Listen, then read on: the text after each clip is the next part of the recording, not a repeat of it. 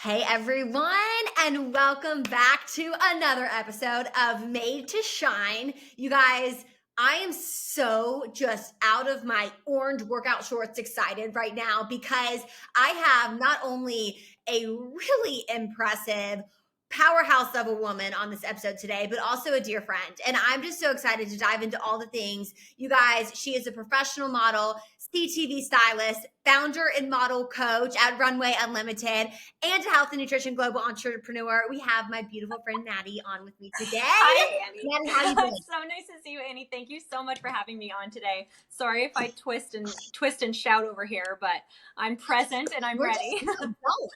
We are twisting and shouting these next 30 minutes because there's just so much.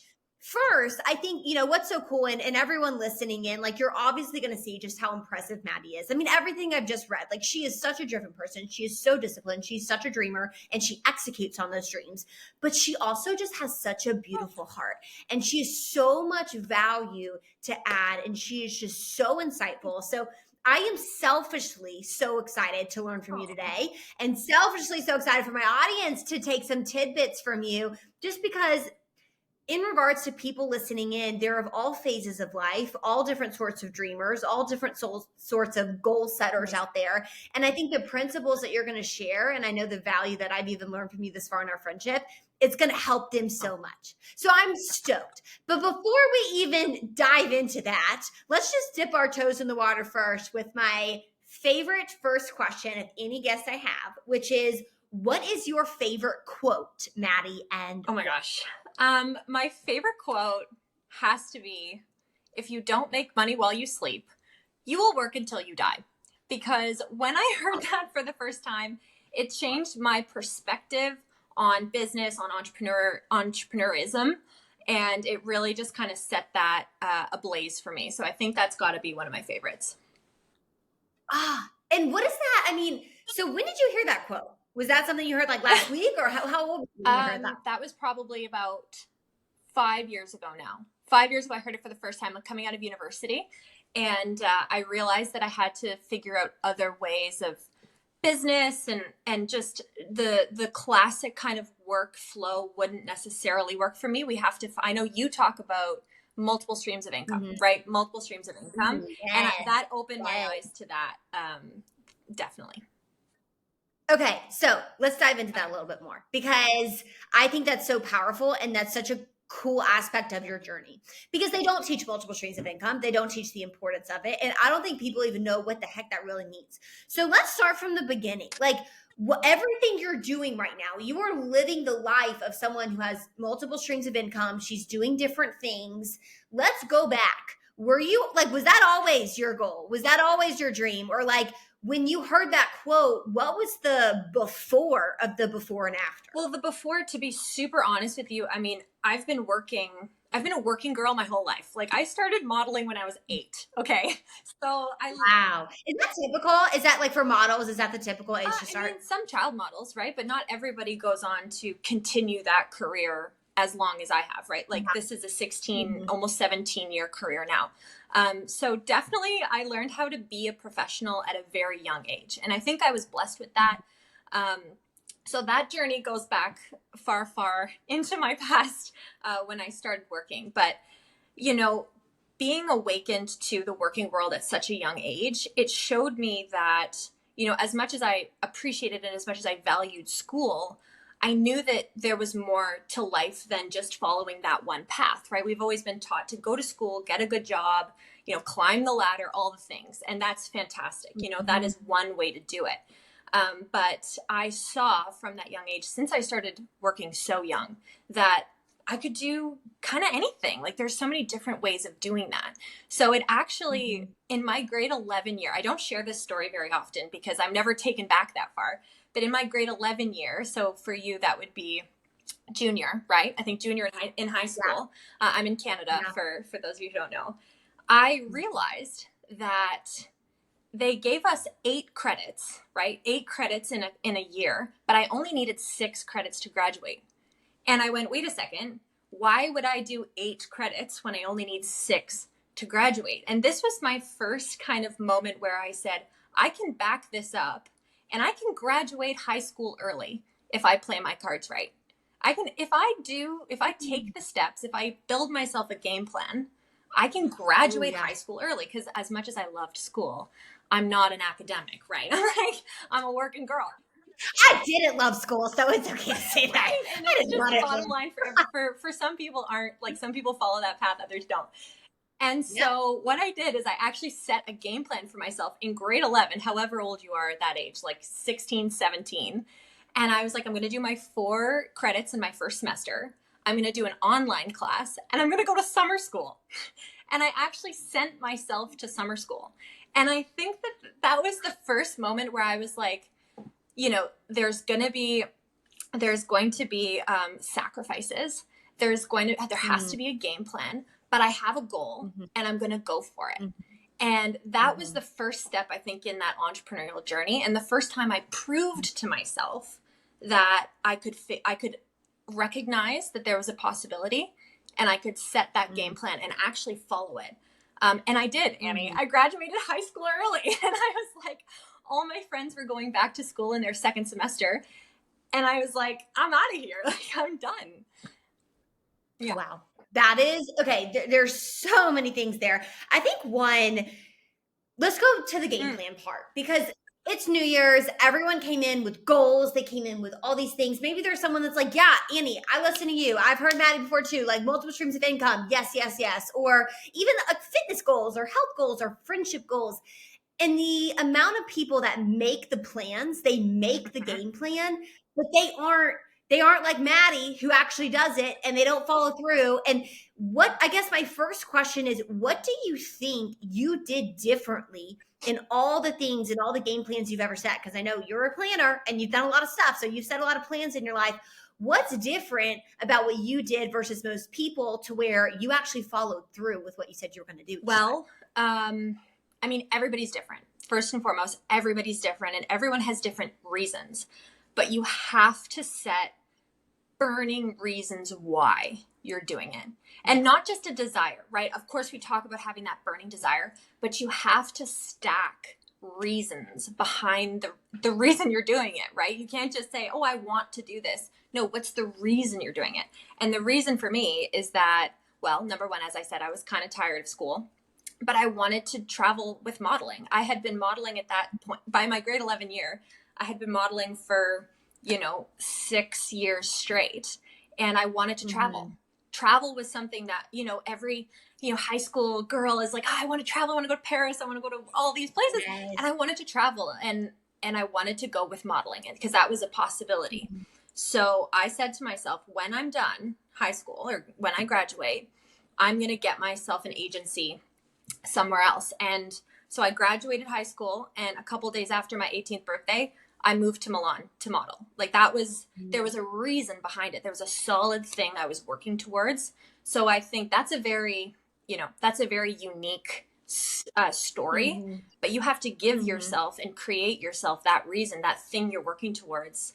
And you can mm-hmm. make that for yourself. It can be whatever you want it to be, but you have to have the reason, the drive, or else it's so easy to go back and just say, you know what, mm-hmm. never mind. I'm going to stay in high school because it's comfortable. It's where all my friends are. Like, yes, you have to give those reasons and make them greater than they would be to go backwards, right? Make it more, if it has to be painful or whatever that is, make it greater than what it feels like to step backwards.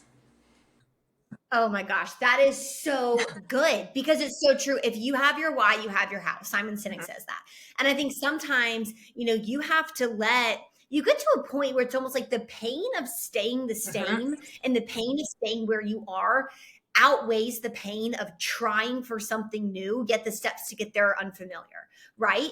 And I think what's so cool about your story too is you, at such a young age, you were willing to make the decision because you saw your future, you saw where you were headed, you saw where you wanted to go, and you were willing to be mm-hmm. different. I mean, you even said it.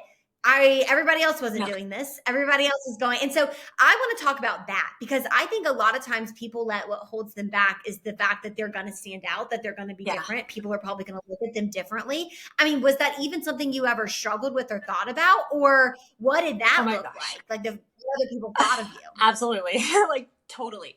So, I mean, again, as a model, it's a very unique scenario, but replace that with anything, right? Model, whatever. Yeah. I didn't So tell good. anyone that I was modeling until they finally found out when I moved to Milan. Like, I didn't Wow. want people to know because I didn't want to walk the halls, or I didn't want to walk around and have anybody treat me differently for the fact that that's what I do. You know, it's my job. Yeah. It's what makes my income. Like, it's what, you know, it's just a job. That's how I've always seen it. It's a job. It's an incredible job, but I Mhm. didn't want people to know. So, because I wanted Wow. to blend in. And it took Mm. time and it took a lot of confidence to say, you know what? No, I am unique. You are unique. Everyone has their unique pieces, but you're also more than just Mm. the model, right? That took a long Mhm. time for me to say, actually, no, I'm a businesswoman. Wow. I'm a planner. I'm a Mhm. go getter. I'm an action taker. I'm Mhm. so much more than just what that persona offers and gives and is. Mhm. And I really had to step into the greater, the grander me, and have modeling Mhm. just be a part of it. And I am the driver, you know? So you really have to embrace it and step into that, and let the confidence be confident. Like, let it be, so that you can embrace it and be it. Dang, I think I once heard it that a lot of women, what they do with their gifts, whether that's, their ability to be super professional, super organized, a great speaker, a great writer, a great businesswoman, like we as women sometimes feel like we have to do Hmm. big things, but we can't take up a lot of Yeah. space. So it's like work really hard, but don't talk about it. Like do really great things, but don't talk about it because that's boasting, that's cockiness. So it's like work hard, but do it in the dark so nobody knows about it. And that has always resonated with me because it's so funny, like with my books or any like I grew up like after my first couple, I would belittle them. Oh yeah, I'm a little writer. It's no big deal. It's no big deal. And it's funny because I see that as a lot of times women who are very professional and they're very successful, you belittle your success because you don't want to be off-putting and you don't want to make other people Yes. uncomfortable. And so I'm curious, like, when can we go a little bit deeper into that transition? Because I think that's where so many women are. It's like I see people crushing it. They are doing phenomenal things. They are owning their sales job. They are owning their marketing job. They are owning their family. They're great moms. They're great, presidents of the soccer clubs or whatever. But they're not letting themselves be confident because they think that's a bad thing. So how'd you do that? Well, I think you have to embrace your strengths. You have to know that whatever that is actually a strength, and you want to play to your strengths. And you and I both know the great Kathy Savage. She's always said, you got to toot your own horn. You gotta Yeah. toot your own horn because no one else is gonna toot it for you. You know, no one else is gonna toot it for It's you. so good. Yeah. And if you want it, if you want it to go bigger, for more, if you want to go for more, you've got to be willing to embrace all that you are while still staying humble. Like, that's what we want, right? We just want to stay grounded. We're all still humans here. We're all still people. You're still a grounded person, and that will come through. That will come through. But don't be afraid to embrace those strengths and all of your accomplishments. My mom and I love to talk about this, you know, when we're working with a woman who's super successful and maybe lacks the confidence. We give them an assignment. We say, write down all the things you've accomplished in your life. All the things. I'm an Mm. amazing mom. You know, I'm an incredible cook. You know, I made that. What I'm an accountant. What all the amazing things you've accomplished in your life. Write them down, and then you're going to see for yourself how great you actually are. And it's okay to be that, right? It's okay to be that. The Mhm. world needs your voice. We need more people Mhm. embracing that to encourage everyone because we love to see it, right? I love to see you, Mhm. Annie, doing your amazing podcast, writing your books. It gives me so much inspiration and optimism. We need to be that for one another. Wow. That is so good because there is such a gap between, I feel like people don't have the tools to internalize their accomplishments. I literally was talking about this the other day with somebody. That's something I'm working on is, my nature is I'm so performance driven. It's like, what's the next thing? What's the next thing? It's like, okay, check that off the list. What's the next thing? Instead of learning how to take what I'm doing and incorporating into being more of my being. And I think that is for everyone listening. Like, I know I'm not the only one that struggles with that. I know Maddie's not the only one that struggled with that. That is a very practical tool to do. Write down what you're good at. And if you can't think of anything, start with things we're all good at. We can breathe, we can move. You're a great breather. I promise. If you're not, you wouldn't be listening to this. You're a great listener. If you're not, you couldn't be hearing this. Like, just start anywhere and then you will build. But I love that practical application. I also think that what you said about when we can start doing that for ourselves, feeling that for other people becomes natural.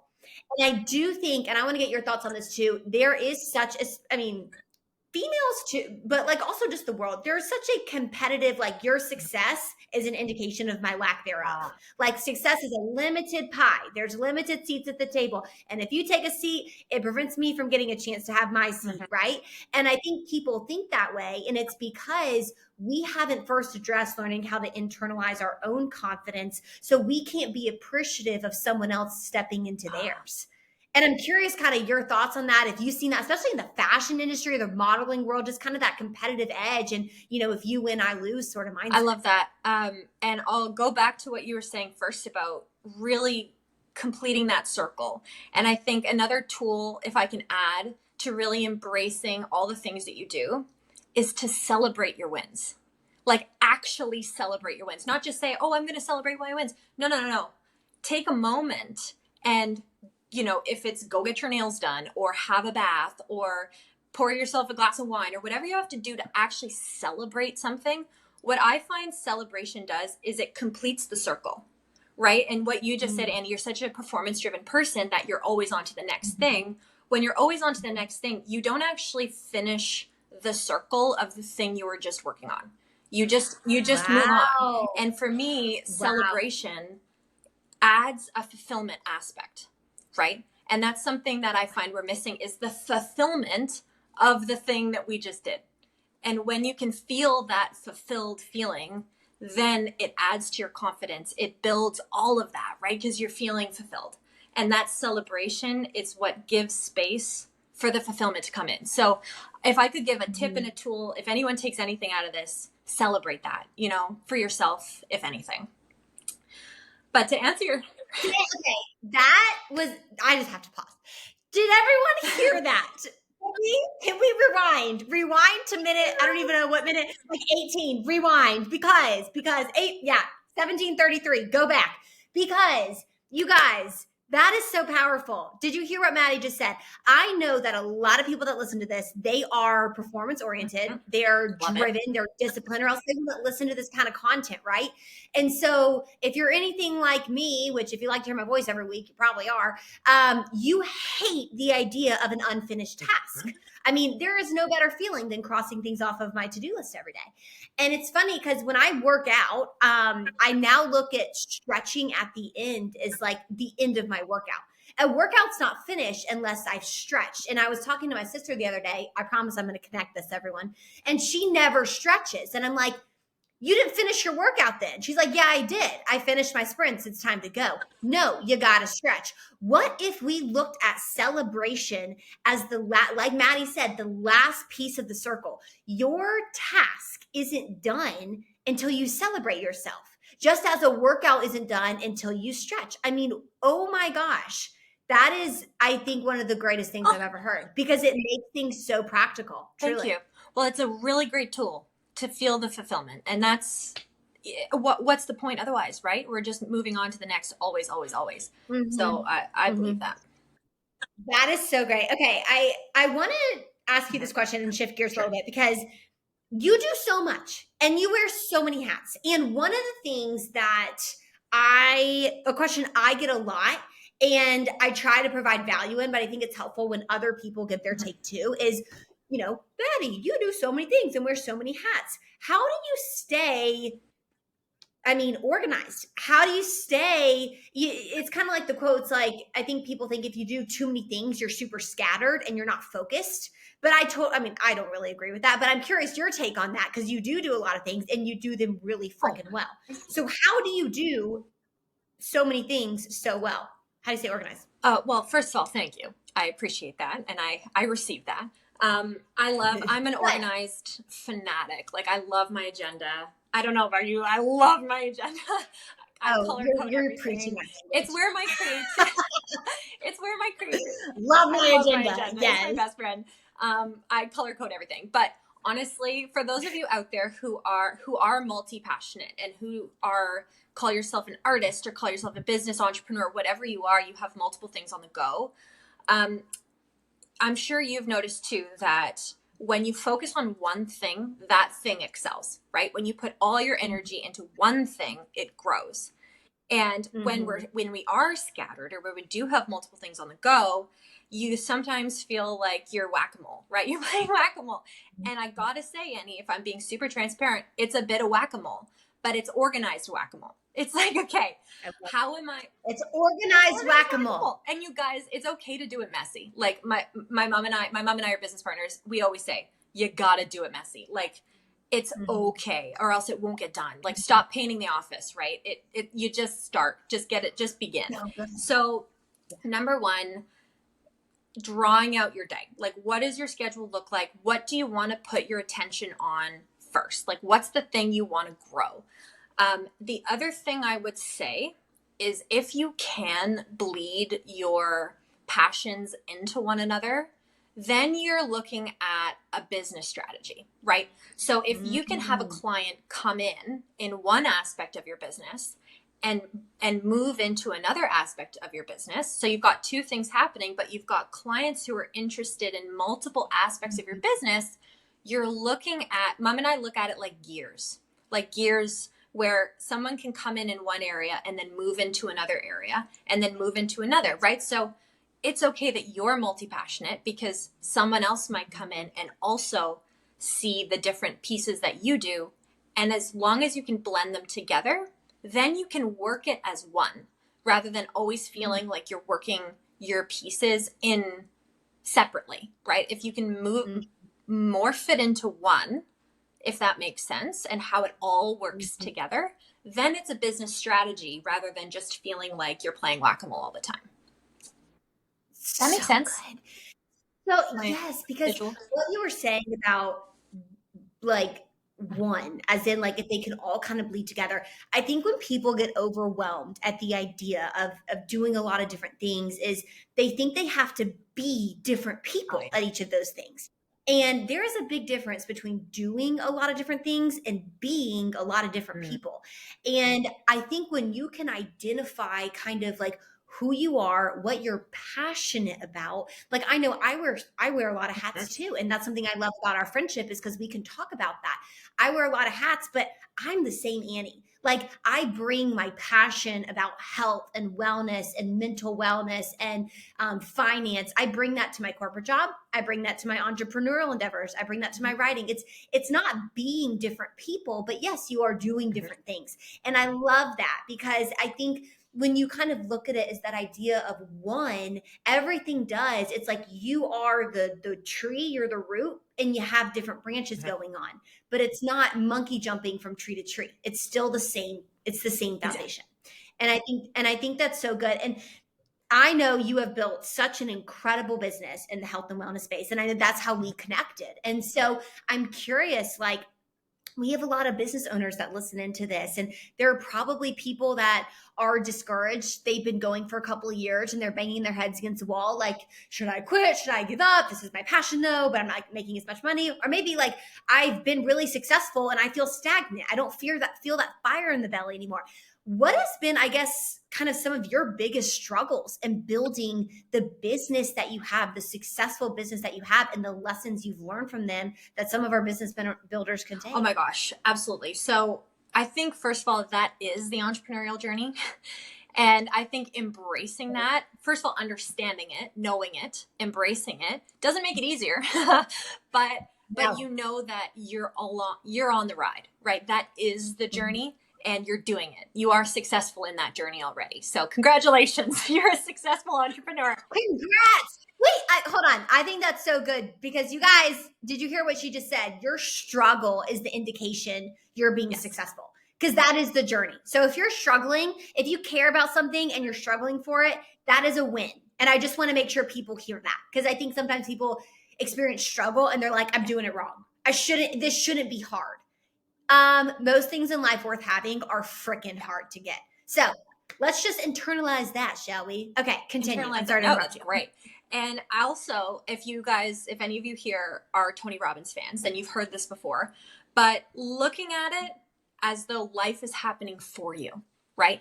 What is the lesson? If we're going day to day and it's struggle bus, and you're never learning anything from it, it's time to turn around, take a look at that struggle and say, okay, how can I grow from this? How can I take it and actually step above it and allow it to become a piece of my character, a piece of my growth, right? So that's always easier said than done. That's work that you have to do. But for sure, it's going to keep coming, and it's going to pass, and then it's going to come again, and then it's going to pass, and then it's going to come again. But we always grow from it. So definitely, I've faced that for sure. And something that I love to do to put myself back in momentum, because that's what happens, right? Is when the struggle comes when we've lost momentum or when we've stopped being the momentum, right? And it happens, I notice almost every summer, things get quiet. People go to their cottages, especially here in Canada, because it's the one season that it's warm. People back out and they're like, I don't want to do anything. So the summer, I'm prepared for it. I know that this summer, the momentum may not be there, right? I'm ready for it. I know it's coming. But giving yourself either an assignment or a project to put yourself back in that momentum. You have to create the momentum, right? It's not going to come from anyone else. You have to do it if it's your business. So I like to give myself a project, like set a date for an event, fill the event, show up at the event, and then continue that momentum afterwards. So giving yourself a project or an assignment, if you feel like you're in a stagnant moment, create something for yourself and then work that. That is so good, because that comes with intention. It's like create your own momentum, create it. We hear that all the time in our particular business trainings. I know it's like create events, create fun incentives, create whatever it is. But I think that's the key. I mean, regardless of what business someone is in, or even if it's not business related, maybe it's art related or family related. It's like put a family trip on the calendar. Do you feel disconnected from your partner? Put a weekend getaway on the calendar. Put a free picnic in the park. You don't have to spend money. Put a picnic in the park on the calendar. Like, create the energy that you want to see. And I think that requires a lot of humility, because a lot of people like people to do that for them. And that's ego based. It's like, are you kidding me? My partner should be scheduling that. My family should be scheduling that. I always schedule the things. I always plan the things. And I'm saying that because I've said that. It's like, I'm always the one to take initiative. But you guys, that's a sign of a leader, right? And that's exactly what Maddie's talking about. Is a true leader is someone who just falls to your ego every day. You die to it. And you're humble enough to say, no, if I want this, then I'm going to take it upon myself to schedule something, even if I'm always the only one that schedules it. Guess what? You're the only one showing true leadership. That's awesome. Like, that is a gift. And I think that's so amazing. And I think that's such great advice for someone, like I said, whether their goals are family oriented, relationship oriented, educational oriented, fitness oriented, business oriented. That's something we can all do. And I love that. And I know we've got a few minutes left, so I want to do fire round, my 2 favorite questions ever. Okay. I'm going to say them at once. So the first is, Maddie, what advice would you give your 10-year-old self?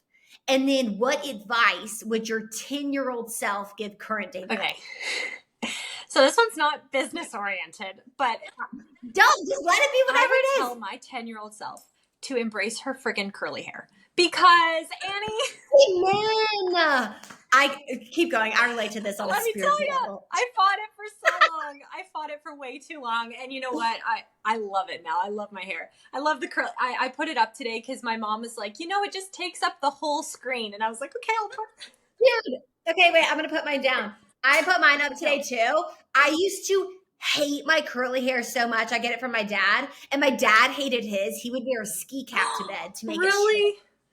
There you go. Yes, but yeah, I mean, yes. Oh my gosh, See, curly she's hair like, for it life. just takes up the whole screen. It was beautiful. And it's so funny because I would talk to all my friends with straight hair and they're like, I would die for your curls. I'd be like, I would die for your straight hair.